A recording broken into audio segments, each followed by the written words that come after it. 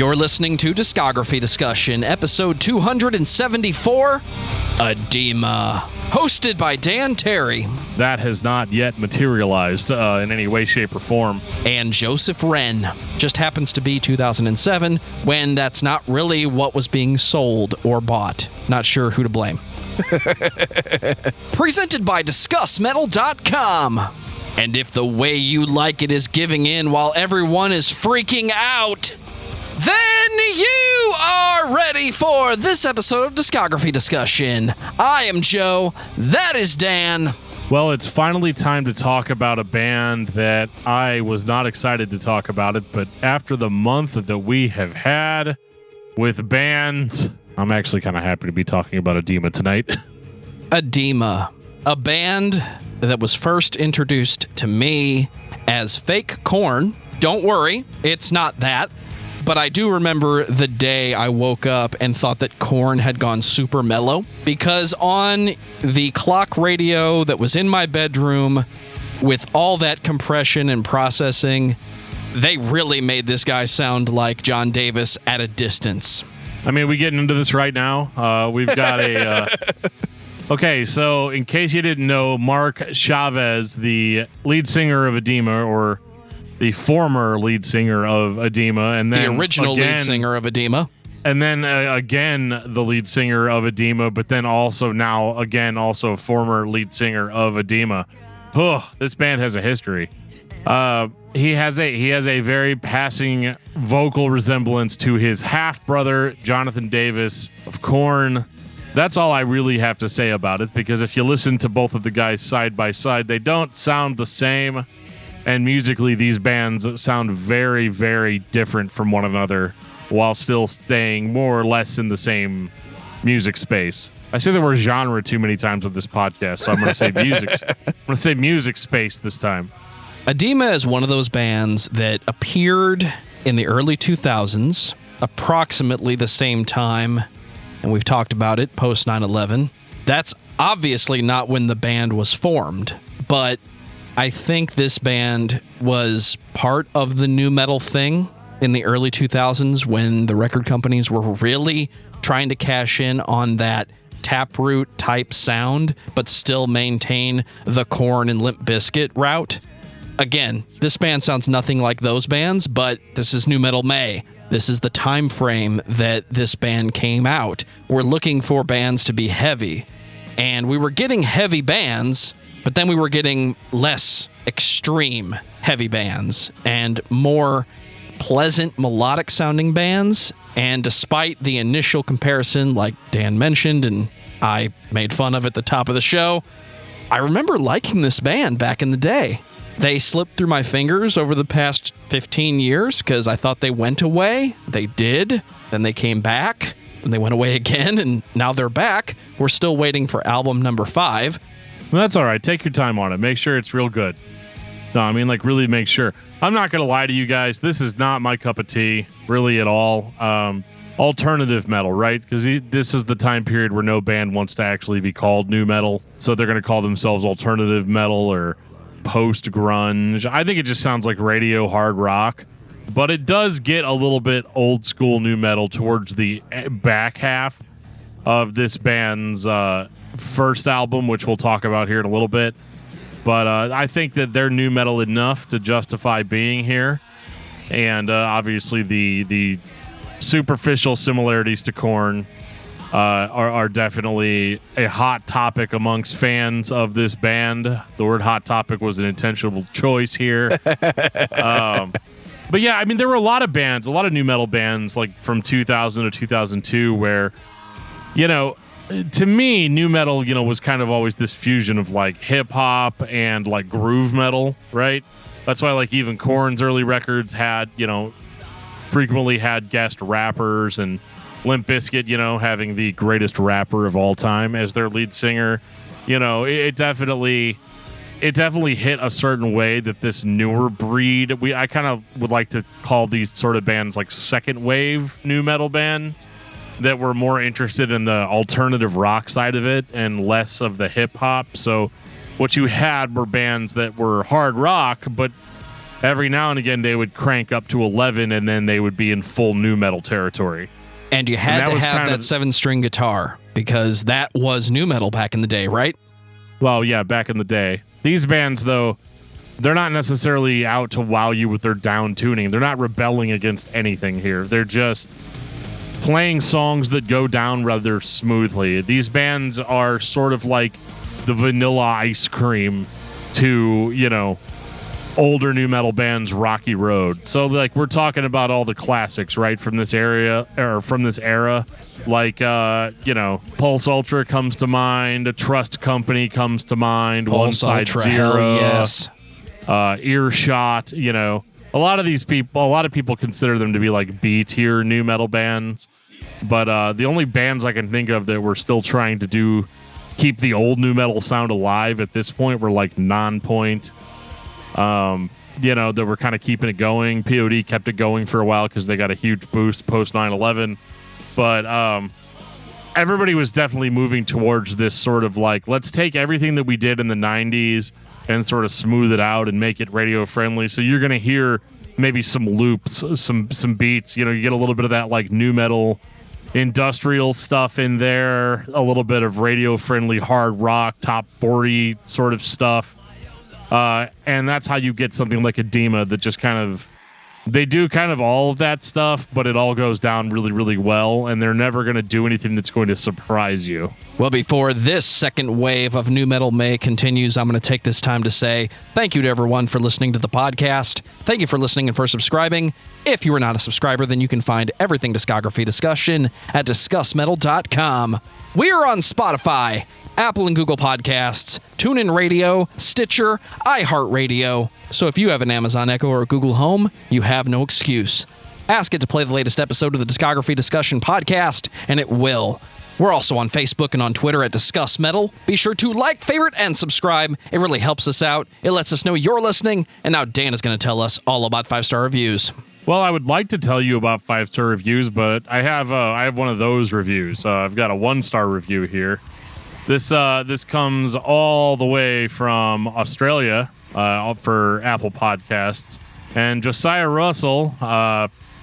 Josiah wants us to talk about some more Aussie bands. It says, turn this 1 star into 5. This 1 star will turn into a 5 when you do some Aussie pub rock, AC/DC, The Angels, Rose Tattoo, and get some Aussie punk like Cosmic Psychos. Looking forward to giving you the 5 stars you deserve. So, I mean, that is one way to give us a band suggestion or let us know what you want. Another good way to give us a band suggestion would be to jump onto our Discord server and tell us what bands you want to hear us talk about, or send us an email at danandjoeshow@gmail.com. Also, feel free to email us if you'd like to sponsor an episode of this podcast.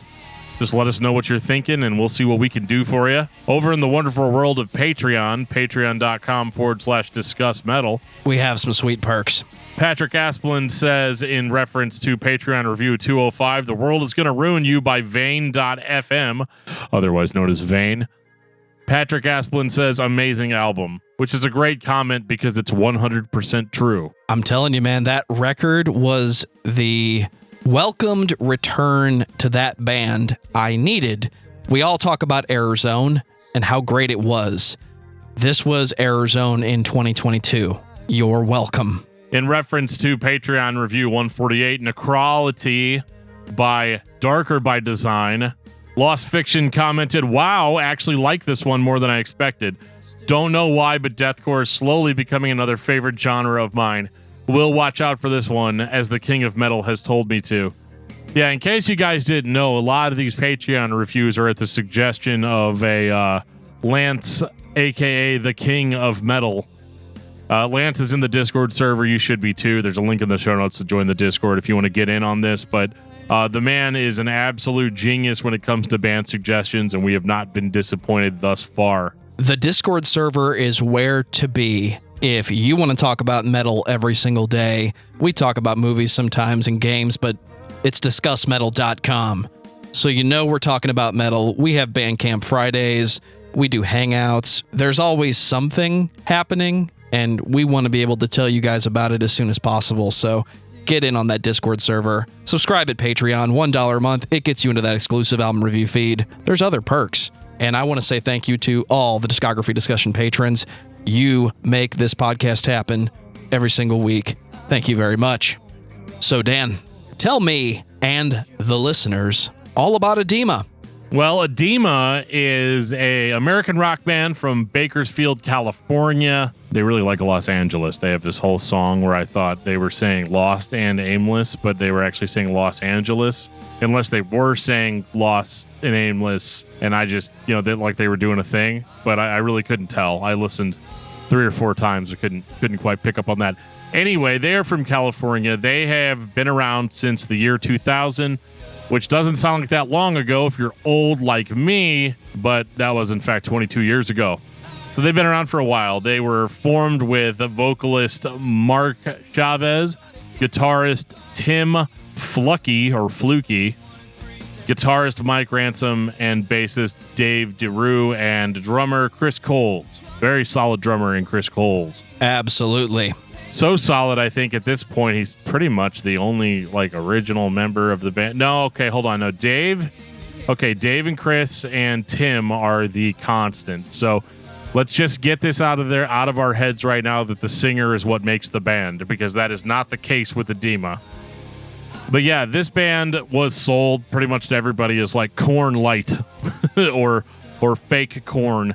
And a lot of this had to do with the fact that, as we said before, Mark, their singer, is the half-brother of Jonathan Davis from Korn. And I have to admit that at first listen, there is definitely a similarity in the phrasing and the tone of Mark's voice when he sings. But beyond that sort of superficial comparison, I don't think this band really sounds like Korn much at all. And that's a good thing for Korn and for Adema, because they are hitting a totally different side of nu metal than Korn did. And I actually found this first album by Adema to be much more interesting than I was expecting. 2001, Adema. I bought this album, picked it up on a Tuesday for less than $8, and I enjoyed it. This is that time in nu metal and popular music in the early 2000s where you had bands who had the same tools but just put things together a little bit differently. I like the way Dan said it. This band is going after a completely different side of nu metal, because nu metal has different sides, different pieces. It can sound like Limp Bizkit, or it can sound like Taproot. It just depends on the band, and in some cases, the producer, in some cases, the management. I don't think this is an example of that. I think Adema was a really good melodic rock band that happened to be walking around with 7-string guitars, which were the most trendy thing at the time, and a guy who has a cosmetic similarity to Jonathan Davis's vocals if you mix him a certain way. Watch this band live back in the day.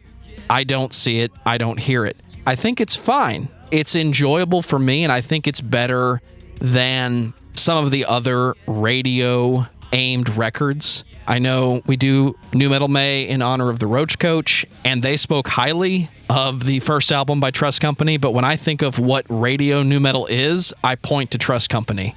This is in that ballpark.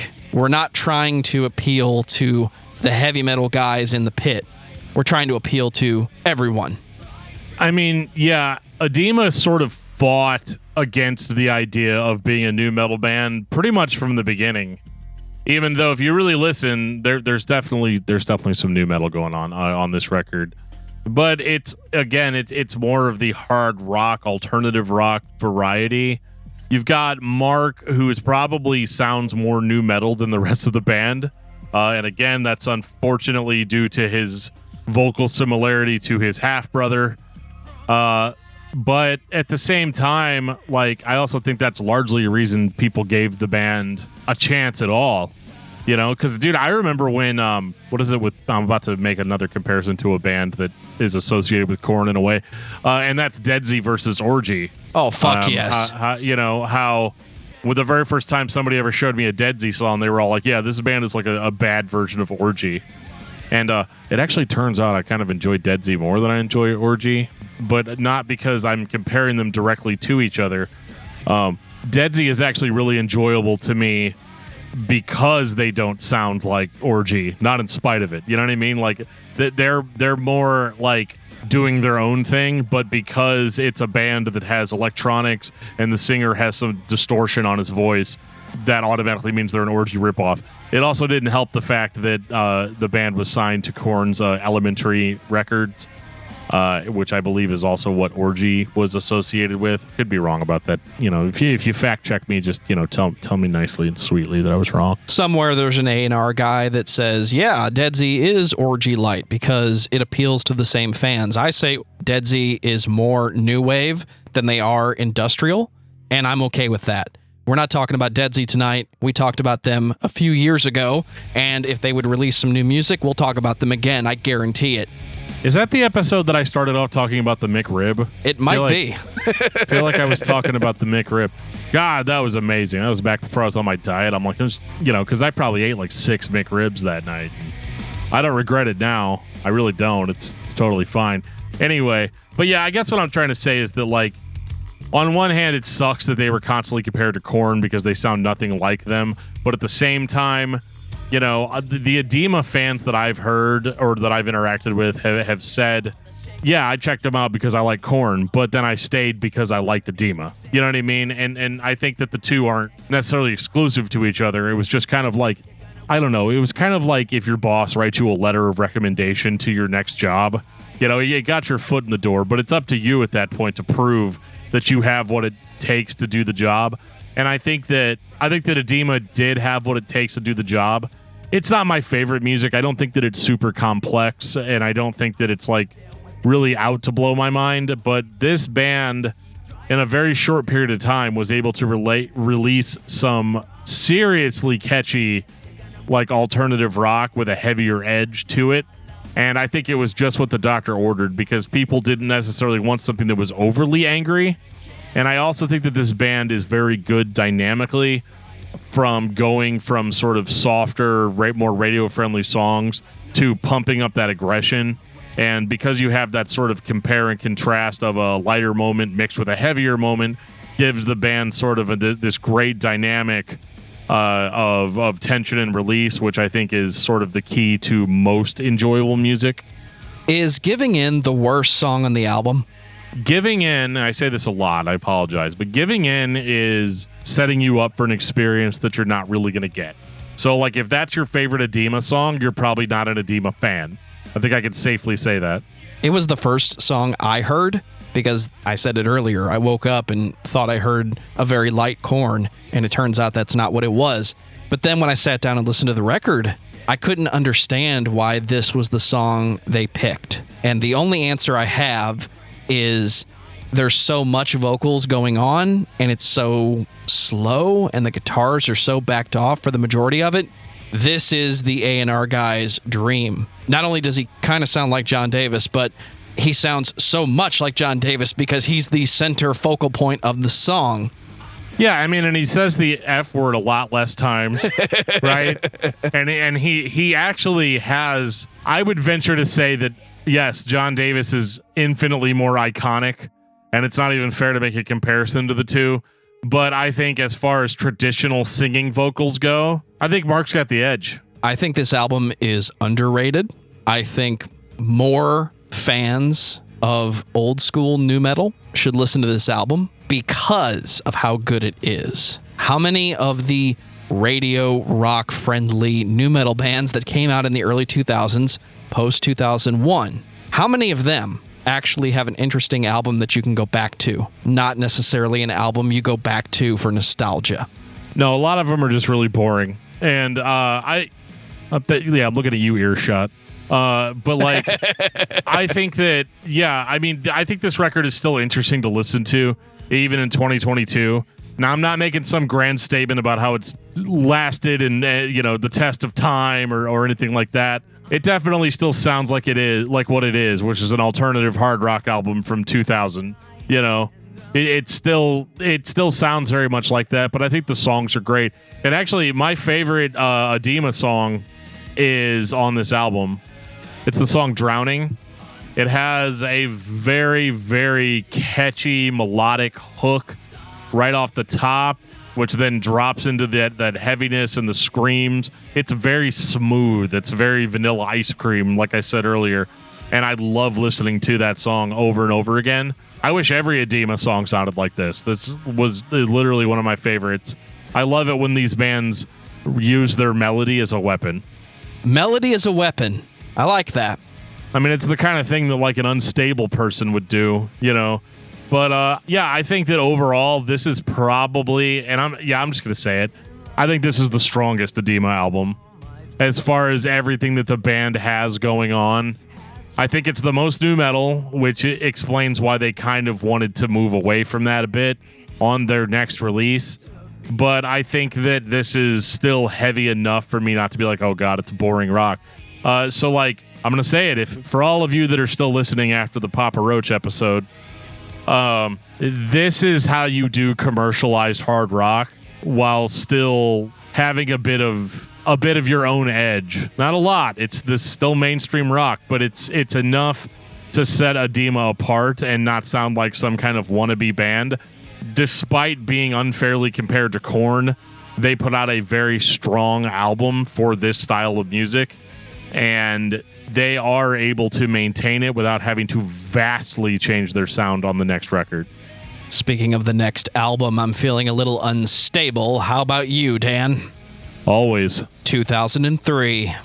You said the last album was the strongest album. This album, I still stand by that. Despite being a thinner production, suffering from 2003, the same problem that Disturbed had with Prayer, it just sounds like they mixed it for MP3 and they didn't know how to do that yet, so the album is very light. Almost like a cloud, an unstable cloud, but I think the songs are more realized. Once again, I have to repeat this point.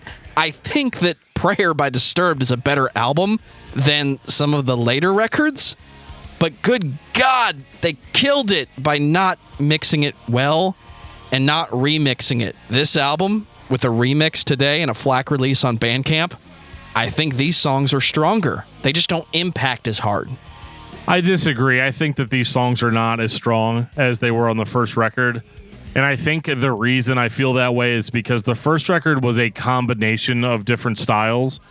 You had the hard rock that you find most predominantly on this record, mixed with a little bit of the nu metal and the more angsty vocals. This record sounds like Mark took some singing lessons in between the two records, so he's a little bit more produced here. He's a little bit more mainstream rock. And I think the band over-focusing, this is actually a lot like Papa Roach's second album, where they want to make a definitive statement of like, hey, this is what we actually sound like. We're a rock band. We're here to rock you. We're not here to punch you in the face in a push pit. You know, you don't have to wear giant oversized pants with plastic chains falling off of the back of them in order to enjoy Adema. Okay? We want everybody to go to our concert and have a good time. And I think that actually makes these songs less strong because they're more one-dimensional than they were on the first record. I don't think this is dynamically great. And I think the lyrics are also like, they're a little bit more on the nose than they were on the first album, especially the song Stand Up, which is obviously a song about abuse. One thing I will give Adema points for on this is that, like, unlike Papa Roach, whose lyrics I felt were very insincere, I do feel like Adema's lyrics were more sincere. And if they're not, then they just made it past like my Dan Terry's, sincerity check in the lyrics. But I don't know, like in Stand Up, he just sounds like, oh, keep your hands off of her, you bastard. One of these days he's going to kill you if you don't leave him. Like, it's a little on the nose. I think it's sincere, but I think it's a little on the nose, and I feel like the presentation could have been more musical. It's a very real sounding song. Like, the band released Adema, they went on tour, and they started to have those conversations with fans.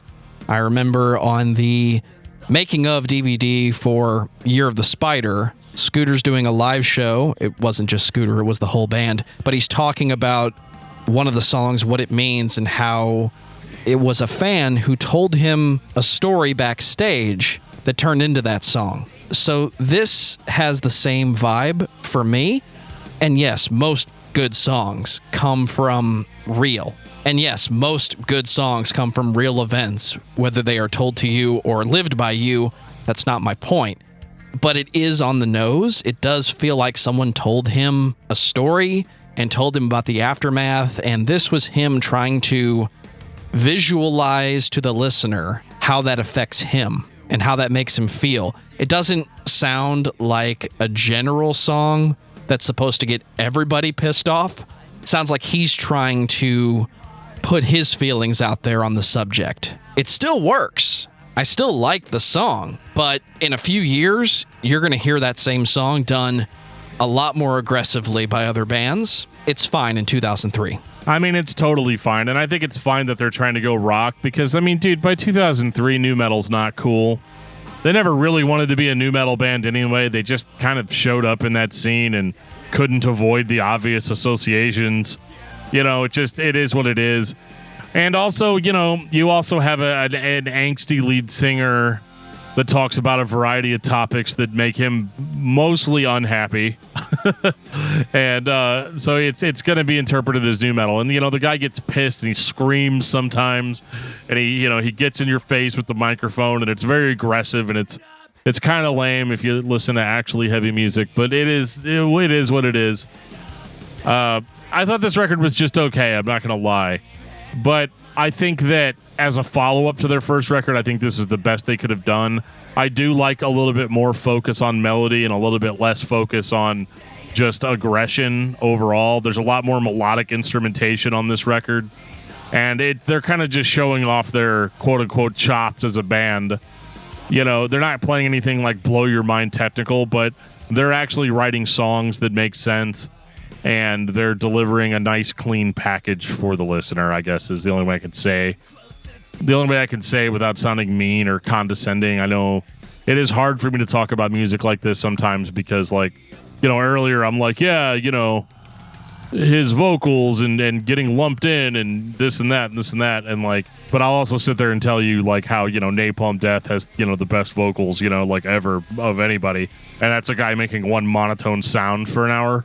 So, like, feel free to point out the flaws in my logic. But as far as rock bands go, I think Adema was slowly starting to become one of the go-to bands for people that were still hanging on to that style, even as it started to wane out of popularity. They were one of the last ones to the party, and it's unfortunate for how good it is, but the band just didn't come out any sooner. And in 2005, we get Planets. This is when it starts to feel like nu metal is dying a slow death. This is that weird time I remember when bands you heard 3 years prior are still putting out a record because everybody signed the contract and we have to fulfill it. I want the album to be better than it is, but the singles sound so much closer to Trapped than they do Adema, and that bothers me because the album starts off a little raw, intense. It sounds like they recorded it in a basement by themselves, and I thought that was cool. But the album very quickly turns into every other radio rock record you've heard from 2005. Yeah, I mean, this is rough, right? Because the band's iconic lead singer has exited the band. And so, you know, here's the thing. We talk about metalcore on this show a lot. And if you're in a metalcore band and your guy, you know, is popular for making a sound with his throat, it's relatively easier for a metalcore band to pull, or a death metal band to pull off a vocalist switch mid-career. It is significantly harder to pull off a vocalist switch in a mainstream rock band. Very hard. I mean, if you have an original singer on the first album, but then like the second album on, it's a different guy, sure, that's fine, you know. But a vocalist switch can really make or break a rock band. I mean, if you look at a band like Project 86, you know, where the vocalist is the only remaining member, people are still going to stick around and check out that band because they know the vocalist and he's the person, you know. I'm just going to cut the crap for you here. If you're a music fan, most people, the lead singer is the center point of the band. If you are a musician, you may not necessarily feel that way, but I feel like a lot of people that are Adema fans definitely liked Mark, and they liked what Mark was throwing down, and he was probably a lot of the reason why they were a big fan of the band. You could make special exceptions for more technical styles of music where maybe you are entranced by a specific guitarist or drummer or something along those lines. But as far as a band like Adema goes, you lose your lead singer, you're going to lose a lot of fans. It's not anybody else's fault. I think that the lead singer they have on this album, a guy named Luke, I apologize, Luke, if I pronounce your name wrong, but Luke Caraccioli. Anyway, Luke stepped into some big shoes here, and he saved the band. Right, they're able to write and record a new record called Planet. And I think that they're sort of trying to make up for that a little bit, which is why, like Joe mentioned, the first track, Shoot the Arrows, kind of comes in pretty hard to the point where I was like, oh man, for a band that doesn't want to be considered a nu metal band, they are definitely bringing it here. But also, as Joe described, he's not making this up as the record goes on for an agonizing 57 minutes, by the way. It's too long for your rock record. Make it 36 minutes long and just cut it. Anyway, they did the best that they could here, and I think that like musically, it actually is strong. There's actually a little bit of you could sort of tell that a lot of this record was written by a bunch of musicians without a big egoed lead singer there to sort of steer the ship, you know. And I'm especially sensitive. I can hear that whenever I hear a record.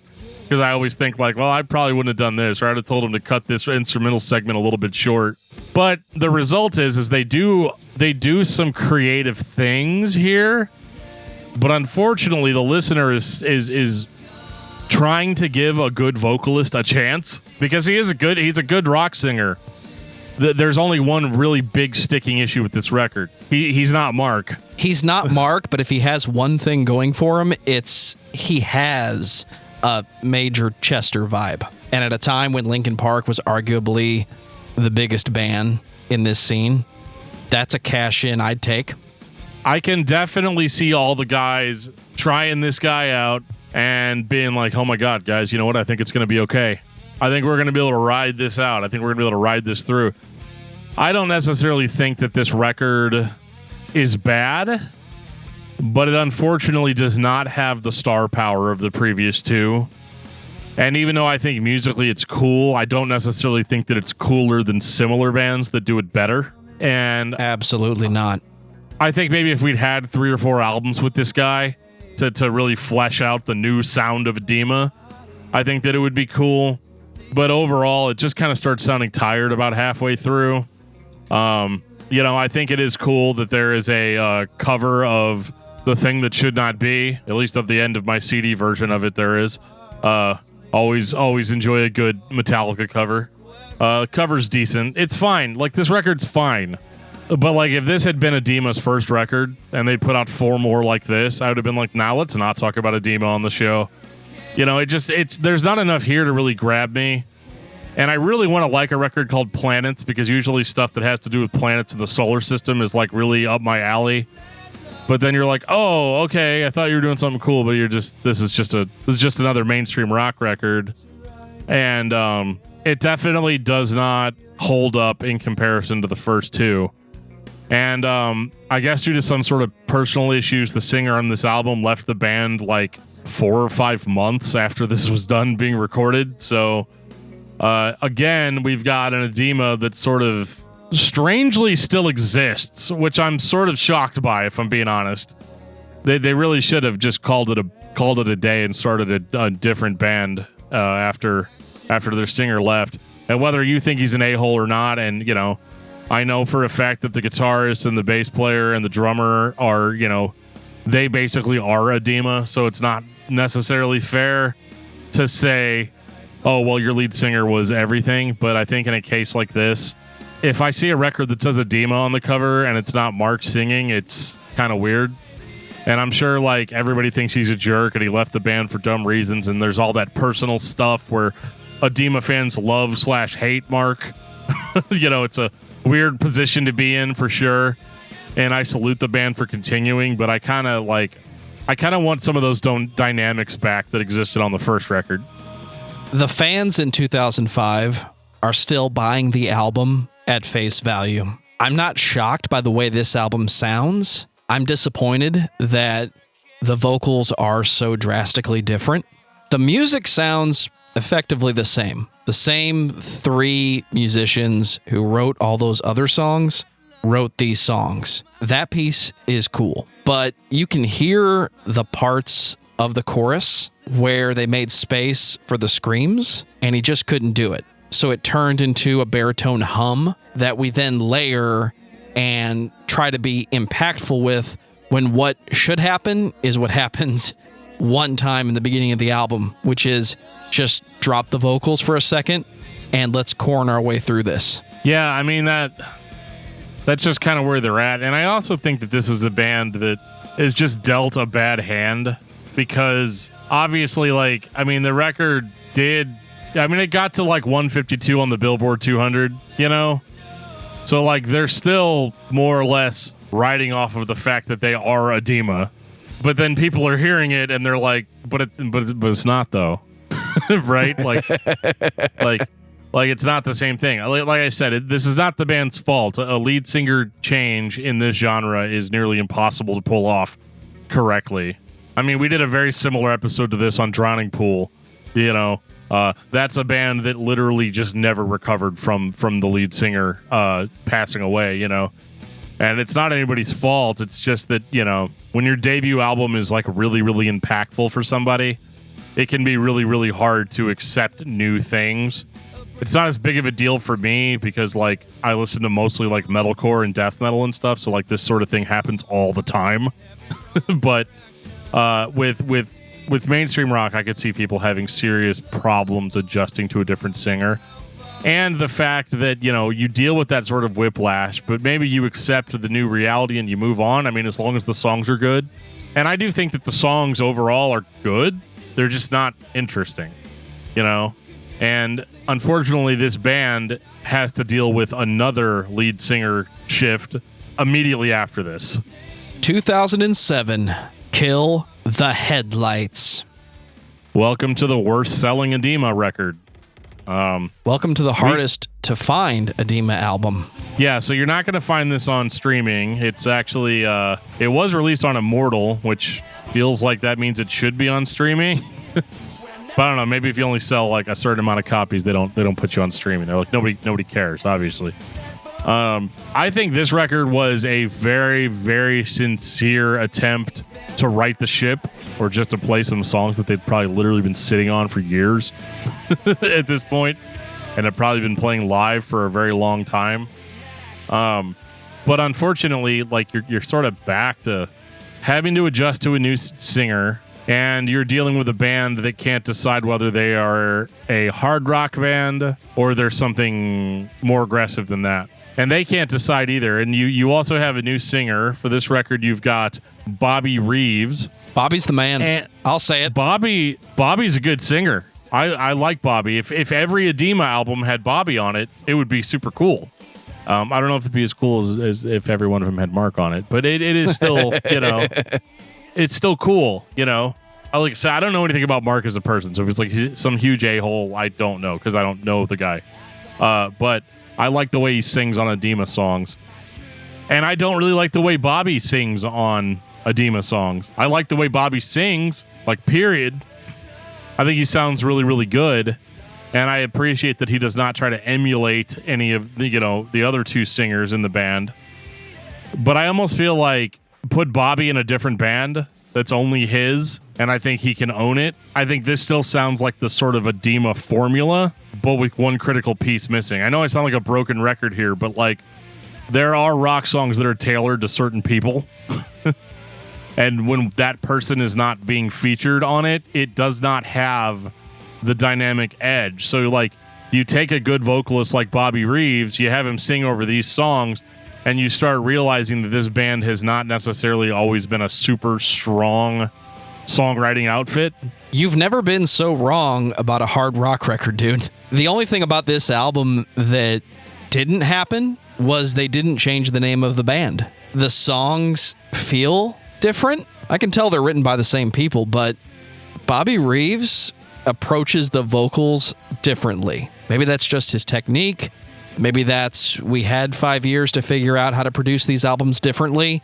Whatever the combination is, this is the first time it sounds like a whole new band. It's almost a We Are the Fallen situation versus the original Evanescence, where you have the creative musicians writing and releasing a new album with a different vocalist, and they bring the same vibe. I don't think this has the same vibe as Adema, but I think it's a more complete vibe. It doesn't sound like we've patched holes in the wall. It sounds like we built a new wall and everything is stable.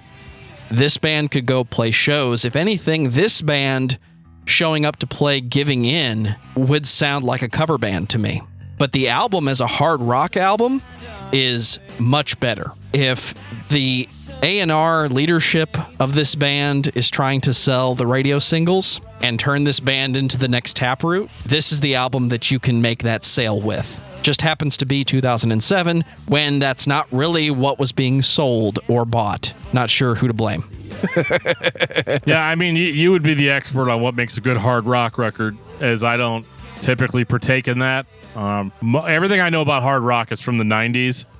And from most of what I hear from hard rock these days, it basically still is the 90s. So I don't really hear anything that catches my ear on this record. And not only is it bland to me, but I mean, obviously if Adema has as many fans as it appears that they do online, they're also not necessarily thrilled with this. And unfortunately for Bobby, right after that, Mark calls him up and goes, "Hey guys, I want to be back in Adema." And then, like, he comes back to the band and then, like, literally drops out of the band again without them putting out a record. They were gonna put out a record after this called 360 Degrees of Separation, but that has not yet materialized in any way, shape, or form. The closest thing to a new release you've gotten from Adema was Topple the Giants, an EP that came out in 2013 that, if my memory serves, Tim is doing the lead vocals. So it's basically a three-piece at that point.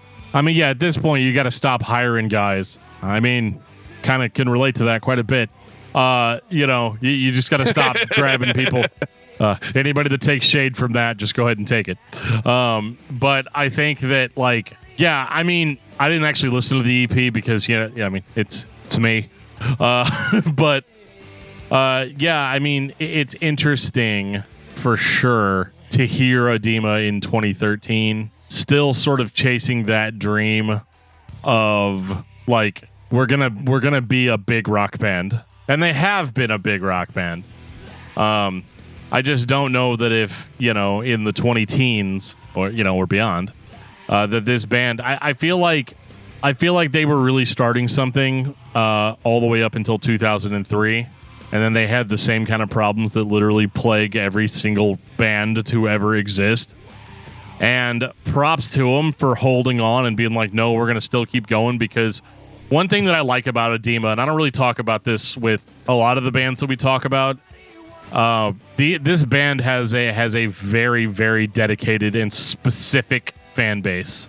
And they will support the band. And I do get the impression from the social media posts made by Adema, and even them, like, sometimes occasionally jumping into comment sections of YouTube videos and things, that these guys really do care about that fan base, and that they do what they can. They don't take that support lightly, and they try to give back to the fans as much as they can. And I think that Adema is a band that is not only still around due to the dedication of the core band members, but also still around because of their fan base. And I think that is really, really special. Whether I like the records or not is kind of irrelevant with this band. And I mean, with most bands, like, if we're talking about a band that I hate, you like that's totally okay. But I think in the case of Adema, I don't love Adema, but I think that what they have been able to accomplish in their career is very unique, considering all the other bands that have come and gone since the formation of this band. Is that your final thought, Dan? Yeah, I mean, I think that's about as final as I can get. I think that Adema is totally not my thing, but I think that they have done very well in the time that they've been a band. Adema is not always the band I want to listen to, and there are times when the desire for something that is good and is nu metal and reminds me of the early 2000s, I'll find my way back to this band, but I don't find myself reaching out wanting to listen to Adema. I don't think I'm the fan of this type of radio hard rock, but I know those fans are out there. If Adema is your thing, you're already listening to it. If you're in this group of fans that like hard rock, but want that radio melody single, Adema is going to give you that. It doesn't matter what record you come in on or whether or not you're still a fan and waiting for that new release. I'm waiting for that new release. I'll be interested to hear what it sounds like if it comes out. So for the radio rock fan, I think Adema is for you, and you want to listen to this band. I listen to this band sometimes, and I really enjoy it. It's just not always what I'm looking for. But if you're looking for it, you should be listening to Adema. Dan, what's your album of the week? My album of the week is one that, I mean, it's kind of a trope for me, but it's Language by the Contortionist. I had a really, really, really rough week leading up to the recording of this episode, and I definitely feel beat down. And there was another band we were going to talk about in Nu Metal May that we decided not to talk about. I'll let you decide what band that is. But after doing all that work for nothing and just personal life getting in the way of things, I needed to get back to my base, my source, which is the Contortionist Language. It's a record that I always listen to when I'm having a bad week, and I think that you should too. I've made my case for another twofer on Patreon. Sometimes Dan and I talk about bands that have 2 albums, especially when those albums are interesting or influential enough to bring to the patrons. We get to listen to all kinds of music on Patreon, and I want to tell everybody again that $1 will get you into that exclusive album review feed. More than $1, well, we have some sweet perks. But if there's a band that you want to hear on the podcast that maybe doesn't have 3 albums, it's kind of hard to do a full episode on that. So for Patreon, I'm really hoping that Dan agrees to talk about Ascension. This one came up on the Discord a few weeks ago, and I have been listening to Abomination. I don't know everything about this band, but I understand that members would go on to be a very influential heavy band, and these are 2020 remasters of their 2 albums that were released. Gotta love Bandcamp Fridays, dude. That's all I'm saying. Take us out, DFT. Thank you guys so much for listening to this episode of Discography Discussion. If you guys like the podcast or this is your first episode, make sure to subscribe to the podcast on your favorite podcasting app. Make sure to leave us a review if you like the show or you don't like the show. If there's anything you want to say to us, get in our Discord server. There's a link to it in the show notes. You can click on it and hang out with us on Discord. And if you want to support the podcast on Patreon, go to patreon.com/discussmetal. We have all kinds of sweet goodies in there for you, including individual album reviews on new and old releases, shorter episodes of Discography Discussion with bands that have shorter discographies, as well as a monthly hangout where we get to talk about what you want to talk about with you. Thank you guys so much, and we will see you again next week. And on that note, this has been episode 274 of Discography Discussion. Thank you for listening. You can like us on Facebook and follow us on Twitter at discussmetal.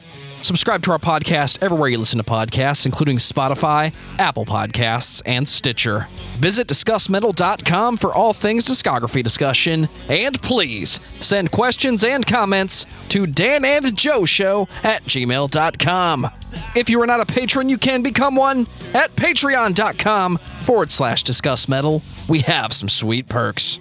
Give me that sweet, sweet green. $1 a month gets you into that exclusive album review feed.